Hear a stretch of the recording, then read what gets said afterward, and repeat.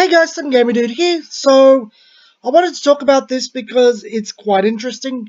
As you may know, my last Force of Will video was basically saying it's gonna die. And I still don't think it's in the healthiest position. But at this point, if all these changes done by the new guy replace Jordan, sorry mate, I forgot your name. If they actually do what they're meant to do and, for lack of a better term, fix the game, it might survive like a cockroach. It might get up to buddy fight level survivability, but it'll never be Valhalla again. No, not Valhalla. It'll never be Grim again. Sorry, I got Valhalla in front of me. It's messing with my thoughts. So I'm not going to read over the text this time. I'm just going to give you the general gist of it and just make some general comments. So there's actually there's actually something in the first paragraph I find quite interesting because I don't remember ever reading about it. Apparently in Valhalla, when your J-Ruler died, you lost half your life points. That's dumb. I'm glad that changed. I think we're all happy that changed. They're even right, it made it too risky to use. But then they went too far the other way and made this gorgeous lady up here. And Alice. I've got a friend that likes Alice. It makes me uncomfortable. But Priscia's also, how old is she meant to be? I don't know anymore. I don't know nothing. I don't know nothing. I know nothing. Anyway, then they get on to how they made different rules that became powerful, and then they went on to this system, which I'm going to be honest, the sealed system is a big tease. It makes every card feel incomplete until it's actually done, and then it blocks over, and who gives a shit? I'm not a fan. So they've gone back and they completely revised how they're going to do everything. And this is where things get interesting. They're not going to have rulers and sets anymore. So the days of $50 rulers, gone. That's a good move. I really applaud that one.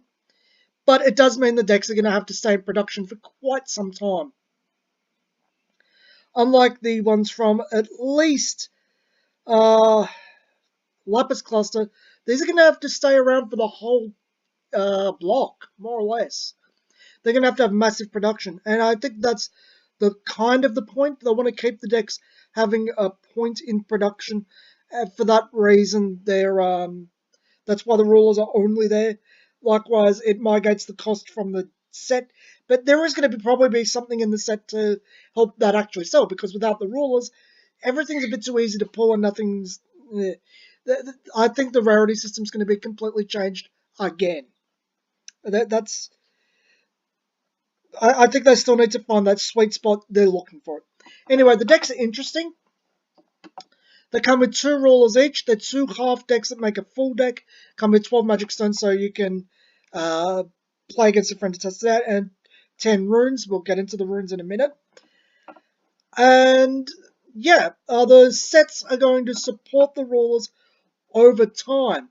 And as this diagram shows, if a ruler is too strong from the outset, it gets very little support. If it's really weak, it gets a ton of support. So they're going to try to balance things out over time. Now, I don't know if I like this seat of your pants design ethos. I think it doesn't give enough time to testing. And it does kind of prove my point that they might not have testers. Everything might be by the seat of their pants and just general ideas. But at least this gives a chance for the player to be the tester more directly because things aren't designed ahead. They can't be with this. They really can't be. Because what we find, because we have more time and more people, is going to be more important than what the testers find anyway. It's the million monkeys and a million typewriters versus 10 monkeys and 10 typewriters type thing. We got more chance of finding something. Anyway, that's just all for that. I think this is a great idea, but let's get on to the next half, because that explains how the runes work. See, the runes are actually really interesting.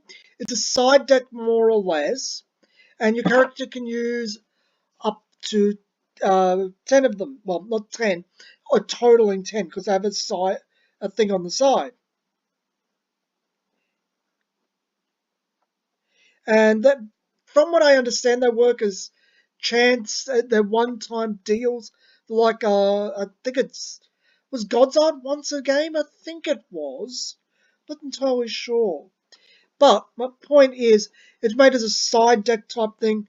The rules are apparently going to be very, very basic. They show off next week, and the runes are going to help each one get somewhere. I hope this means that there's not many generic runes, and there's a lot of specific runes so that everything can be tailor-made, or and nothing will bust out of hand. But I think this is a good idea. I don't think it's the greatest idea. A little testing could circumvent this.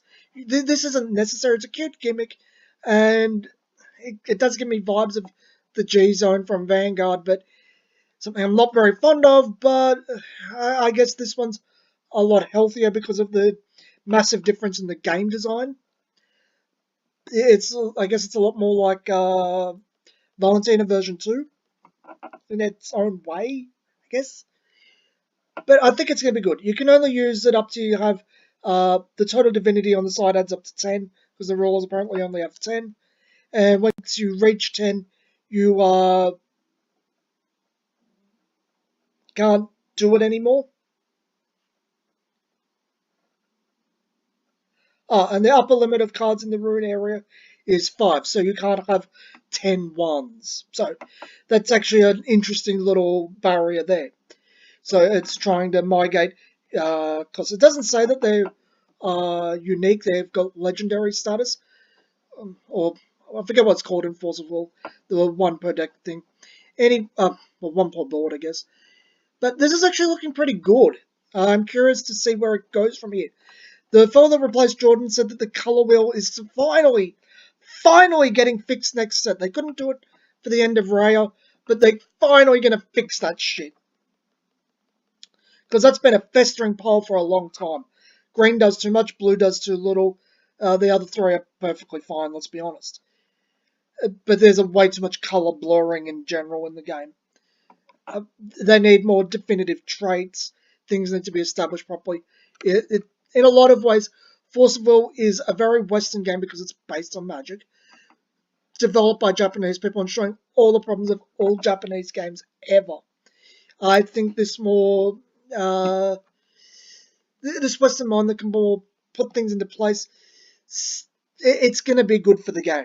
Anyway, the next ones show up later this week, the actual rulers. Well, we might take a look at them because I'm curious, and I've been itching to play something like Magic lately. And if Forcible turns out decent, we might have a go of it. I've been meaning to record some games on Area. We'll record some games on, I guess, Lucky or Untap or whatever we choose to use for this. Because actually, it won't be Untap. Untap hates my computer. Anyway, this has been some Gamer Dude. I do think this might get somewhere. I don't think Forcible is going to die now, unless this set's a clusterfuck too. If this set's a clusterfuck, don't bother. But if it's decent, it's good. I hope it's good. Again, cockroach status buddy fight. Hopefully it gets a little bit better than that. Hopefully it just starts coming into its own again and they find their footing and they don't make stupid mistakes again. Anyway, as I said, this has been some Gamer Dude, and I'll talk to you guys next video.